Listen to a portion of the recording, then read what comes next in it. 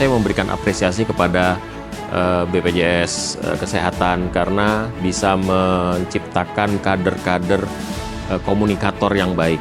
Secara umum, tulisan-tulisan yang dihasilkan dalam kegiatan kali ini cukup baik.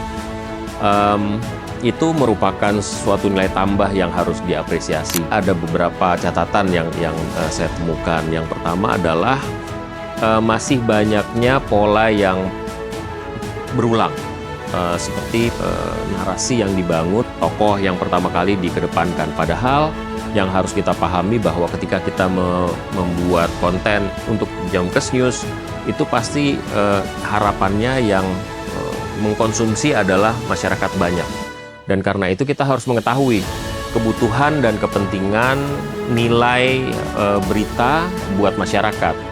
Nah, barangkali yang bisa saya sarankan adalah teman-teman lebih banyak membaca lagi, mendapatkan referensi tentang cara penulisan yang baik. Tapi overall, saya happy dengan apa yang saya temukan dalam event kali ini, dan mudah-mudahan tahun depan kita akan mendapatkan karya-karya yang lebih baik lagi daripada tahun ini. Selamat sekali lagi untuk semuanya.